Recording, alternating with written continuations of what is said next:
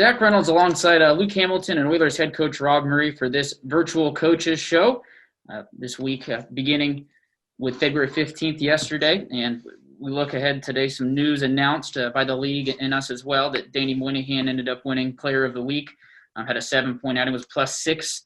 It was a big reason why the team was able to come away with 2 wins out of 3 in Rapid City. And, when it's nice to see a player obviously come through it and get recognition when he plays so well. And what do you think it is that Danny does so well in his game, especially as of late, that has allowed him to pick up multiple points in 4 straight games heading into Sunday? Well, I mean, Danny is in my eyes, he's an elite player at our level, and when he is on, he's on. And there was a couple times there in Rapid City where he was wheeling through the neutral zone, and I just kind of like just shaking my head, like, wow, this, just how good he is, And I'm really glad that he got Player of the Week. I going into Saturday night's game, I was kind of like, he gets 1 or 2 points, he's a lock, for it. But obviously, what he did on Wednesday and Friday was enough, and that's great for him. I mean, I told the guys prior to practice this morning, and you tell. I mean, he was really pumped, because he's proud. He's a proud kid that he wants to do as well as he can, and that's a feather in his cap, that's for sure, and well deserved for sure.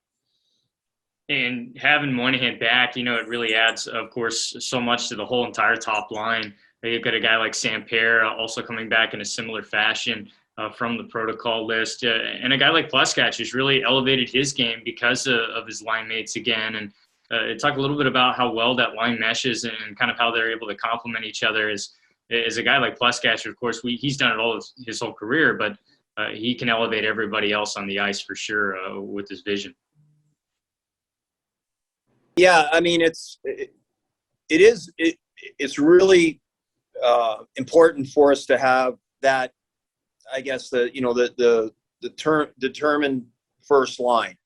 And with Danny and Charlie out, we really didn't have that, quite honestly. And you could see in Rapid City what a difference it made to have those guys back in the lineup.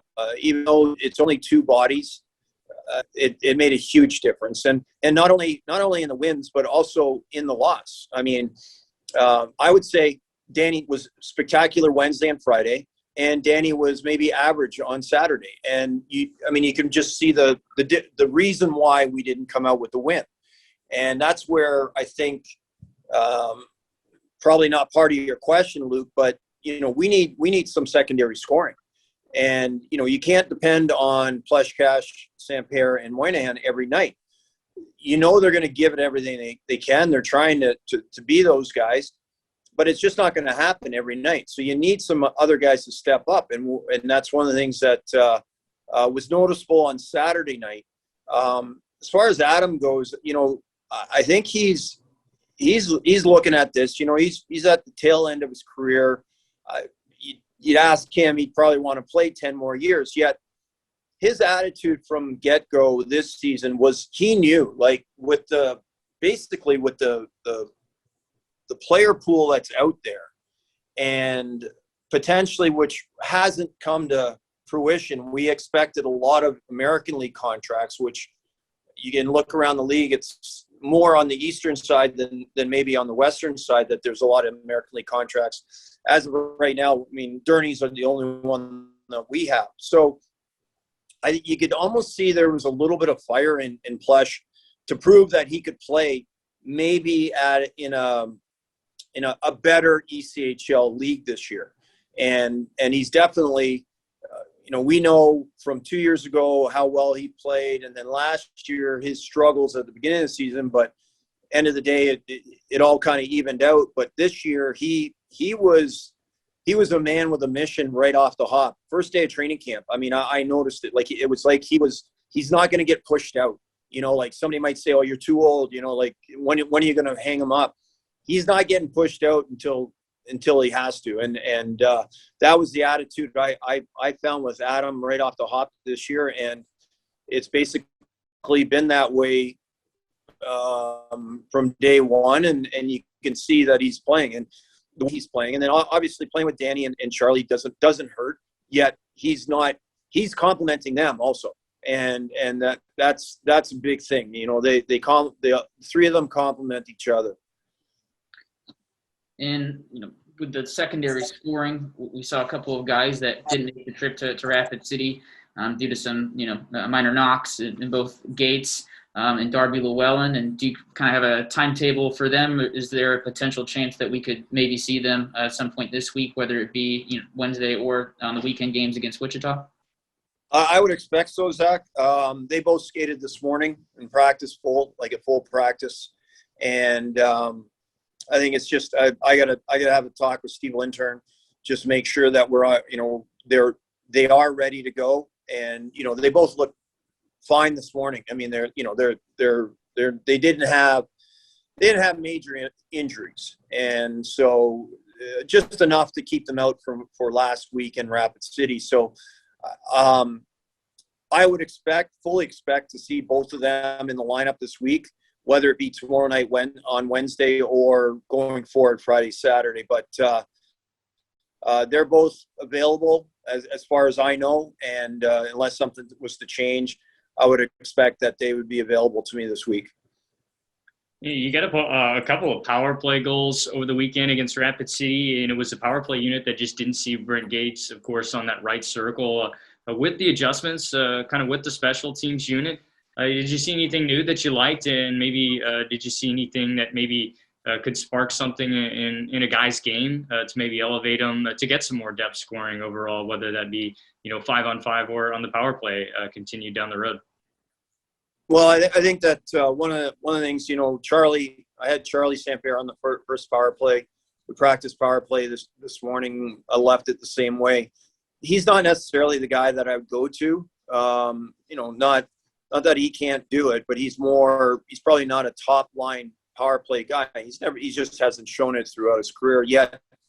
I really liked him the last few games on the power play, and he did a great job. One of the things that I thought we did a lot better was getting shots to the net, and just like even when you think about Cockrell's 5-on-3 goal that he scored, you can be as fancy as you want, but you shoot the puck in a well-placed shot by him, mind you, but it's a situation where you get shots to the net, you get chances, you get rebounds, there's opportunity there. I think we were trying to be too cute earlier in the season, trying to make those seam passes that didn't seem to connect, didn't seem to get weren't effective for us. And we've kind of got this mindset.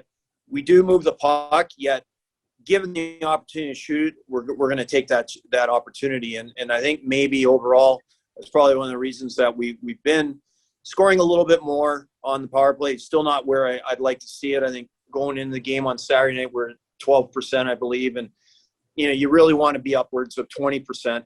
I mean, that's a high number, yet 12 to me is low. And I think we might be last in the league as far as the power play goes, percentage-wise. So it's always something that can really help you throughout a game. You get a couple power play goals, that makes a huge difference. So we've been practicing more and more. I think I've always had the attitude that, believe it or not, the more you practice it, sometimes the worse it gets, and it's hard to explain, but it just is. And sometimes you just kind of leave it the way it is. But we've been practicing it, and I think it's paying off for us as of late, and hopefully we can keep going with it. Still early in the season, but looking at things about a third of the way through the season, and do you see the standings maybe taking a more structured look where you see gaps in certain spots, and you see some teams kind of putting a bit of distance between themselves? And do you think that'll kind of maybe continue in that trend, or do you see it still just is very early and there's plenty of opportunity for teams at the top to go down to the bottom, and vice versa with a team like Rapid City or Kansas City at the bottom coming toward the top? Well, yeah, definitely. There's room for that, but you can look at our situation where, we went 7 games without a win, and then we rattle off 4 out of 5 on the road just recently. And I think that, yes, you can always say there's time, but there's also that urgency that you got to start winning some games and at least keep pace, because there will be the streaks. I could say that we get a point in Kansas City, then we get 4 out of 5 on the road. That's kind of a streak for the good. But I'm sure there's going to be a point where we're going to drop a couple of games in a row. So it's a matter of keeping pace more than anything. It's not about trying to, everybody wants to be at the top of the standings, yet you got to make sure to keep pace, that you don't leave yourself a month left in the season without a chance of making the playoffs. So I think that's where we were at, 2 weeks ago, where, we had to put a stop to it, or we're just going to fall too far behind. And so, we're able to do that. And like I said, it's something like, you go good streaks, bad streaks, and every team's going to have them. And so you just got to make sure you keep pace and not allow yourself to get too far behind. And looking at a road trip that saw a couple of first goals, pro goals for a couple of players, can you sort of be able to give an insight on, especially at this league, how important it is for young players, a league that has a lot of rookies in it, throughout the years, that can really impress, how important it is for young players to really step up in a leadership role, just on the ice in every shift, and how much it can help elevate everybody, from line to line. I think, like you mentioned, consistency in the way that you're playing a 60-minute game is so important in maintaining a streak, playing consistent hockey, of course, overall. And how have you seen maybe some of these young guys be able to elevate their game and finally finish on a chance? And how much does that affect, the whole team in allowing you to push forward? Well, unfortunately, at our level, and you've touched on it, like, it's a very young league, and you've got your teams with 6 or 7 rookies on every team, it seems. And my attitude with that is that you don't have time to be a rookie. You know what I mean? Like, we need you as a coaching staff. I need those guys to step up right away. We can't wait. This isn't a development league in the sense where we're getting these guys ready to go to the next level. We're getting, the American Hockey League, there's a little more patience. It might take a draft pick 2 or 3 years to maybe get his first NHL game. It might take a guy or not. He might never make it. So a lot of times at our level, you got to be. It's an impatient thing, because you need results right away. And a guy like Tyler Colbran, a guy like Conlon Keenan, they both get their first goals on the road there in Rapid City, and I know it's a burden or a weight off their shoulders, because everybody always wants to get that first goal out of the way. And so, that being said, they can loosen up and just play the game that they can play. And I've been pleased with both of them, actually. I mean, they played well, but in general, you can't have. It's that attitude. Well, I'm just a rookie, like, I'm not expected to produce or whatever. And for that reason, you need guys to take the bull by the horns and say, I don't care if I'm a first year or a 10-year guy, I'm going to be a top player on this team. So, like I said, this league, there's no time for patience. You need results right away. And I think I wouldn't say that any other team, any other coach probably doesn't have the same attitude, because we are a league that has so many rookies on every team. Looking at the remainder of the schedule now that we have all the games through to the completion of the regular season and a playoff format as well now, and something that maybe jumps off the page a little bit is the fact that in this year it's the conferences versus the divisions, and instead of the divisions, and from here on out, you're only playing conference opponents. And with that, I mean, it's kind of a 4-point swing each night. Do you find that as you see that kind of as an advantage where you can gain the ground, or does that make things maybe a bit difficult versus, say, some teams, say like Kansas City, who gets to play Indy and Wheeling a little bit more on that side, and they don't have to worry about, hey, if they pick up a point in overtime, it's not a big deal. It doesn't affect us in the playoffs. There's more urgency, I think, with the way that our schedule is structured. You got a team like Fort Wayne coming into our conference, and we don't even play them. So, I mean, go figure. I think we play Kansas City 30 more times, throughout the season. So, every night's going to be important. And, we've played all our out of conference games, so already. So now that we're going to have a division conference laden schedule coming up, and every game, as you said, is a 4-point swing one way or the other. So it's very important to kind of get past the fact that we're playing Allen, that we're playing Wichita, we're playing Kansas City so many times for the rest of the season. You just got to kind of put it out of your mind. I guess we're gonna get to know these teams very, very well. That not that we don't know them already. Allen and Kansas City, especially. Wichita, we've only seen once, which is remarkable at this point in the season. So, but we're going to have a lot of games against Wichita coming up too. So the two this weekend, to begin with. Now, I think there'll be some. Everybody will have that. I can't even find the word, but we're going to know each other very well. And there won't be any secrets out there.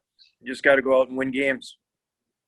Yeah, and kind of to go on a small tangent, just with looking at the whole schedule now that it's fully out, we went into it a little bit. A guy like Roman Durning, not necessarily used to playing, this much hockey in the net, but now that you get a chance to look at the schedule and can kind of plan and know, hey, how much am I going to use this guy down the road? How have you felt that he's really taken control of his ice time so far this year, throughout the year? And what's it like kind of talking to him, knowing that he's going to have to get a lot of minutes in net, and he's already at the top of the league just about, in overall games and minutes?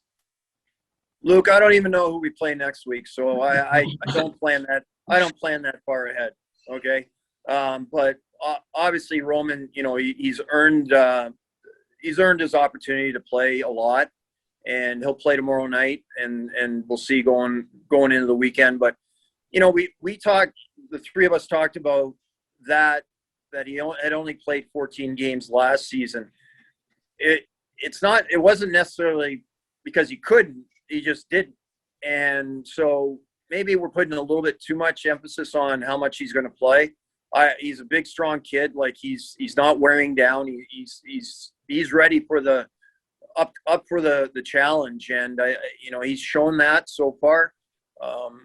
Quite honestly, probably had a slow start at the beginning of the season, but he definitely has been playing lights out for us lately. So it's great to have him playing as well as he is. And Willie played an excellent game on Saturday night. We just gave him no support. 2-0 loss again. He's kind of snake bit that way as far as the way the team's playing in front of him. Not giving him I wouldn't say support. Just support offensively.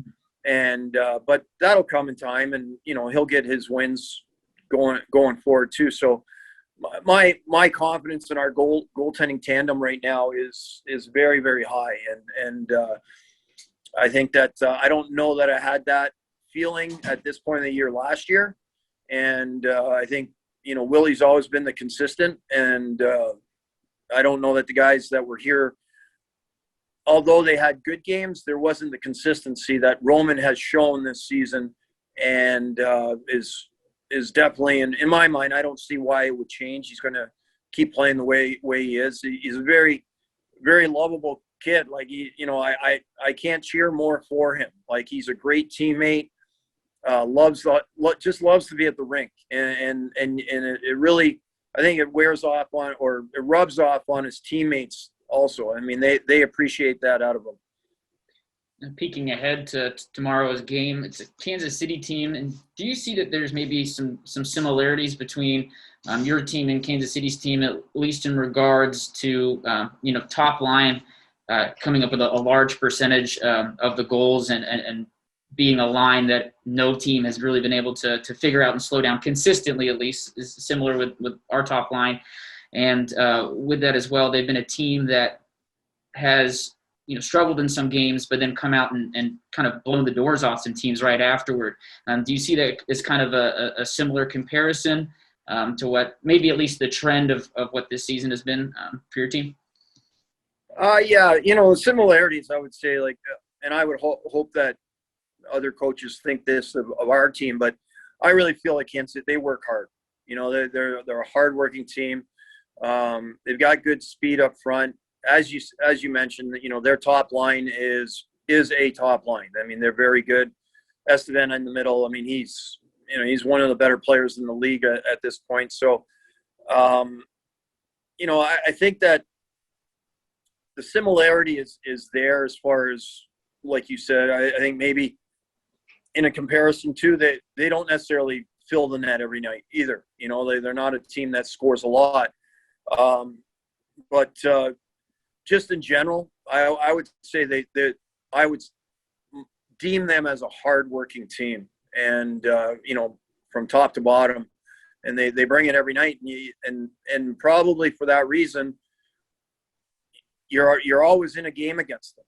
It's even the games that they've dropped lately. I mean, they're not losing them lopsidedly. They're just not winning a couple here or there, and the one thing that stood out to me the other night, though, looking at the game sheet, I think they only had 16 shots on net the other night, and they were down a couple goals in third, and they only mustered up 2 shots on net in third. So I don't know what they're. I wasn't didn't look far back enough to see whether what the reason for that was, but nonetheless, they're a team that's going to be hungry, just like we talked about earlier in the interview.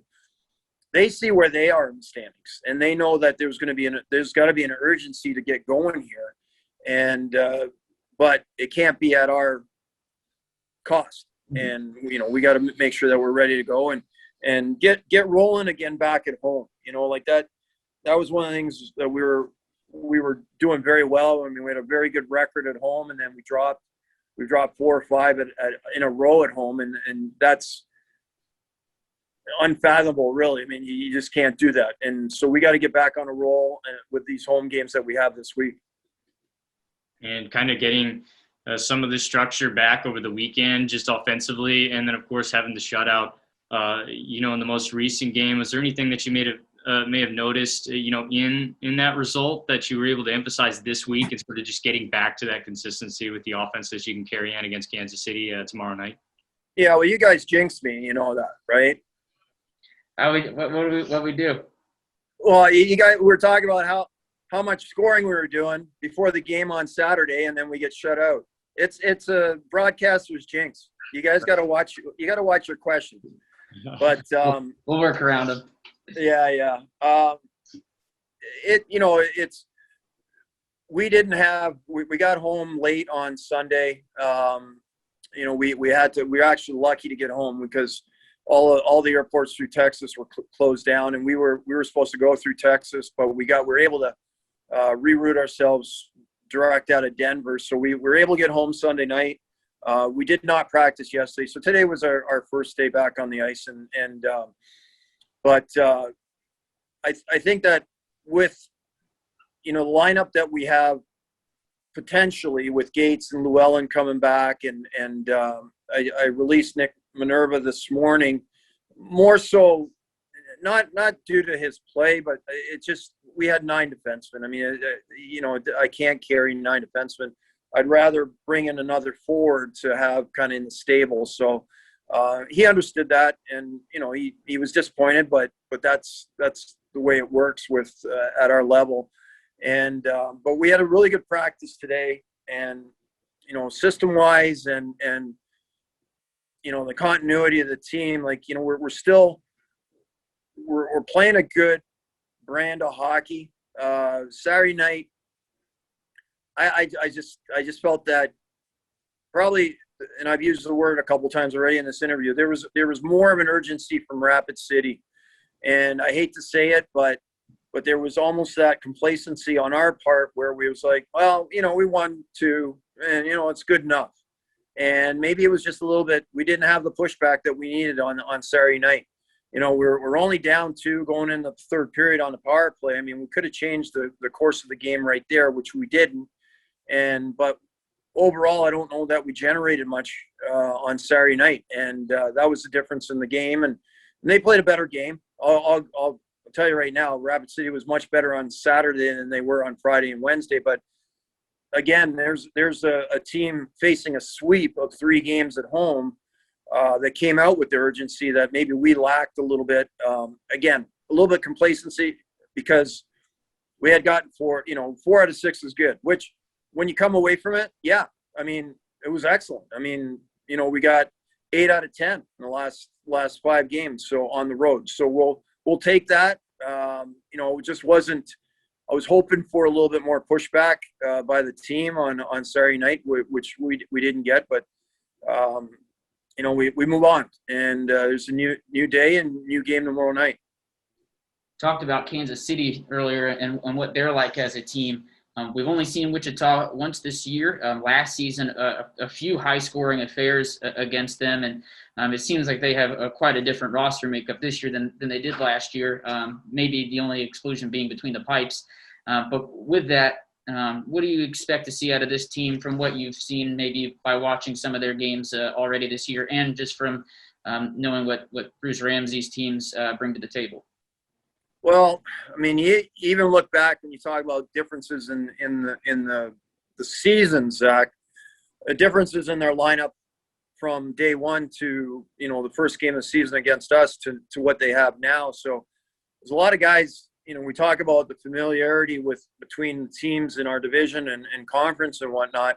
And here's a team that we don't really know nothing about other than it's Wichita. And I've got a pretty good idea how Rammer coaches and what, their systems are and whatnot from past seasons. But, it's going to be, again, we're going to get familiarized with them real quick.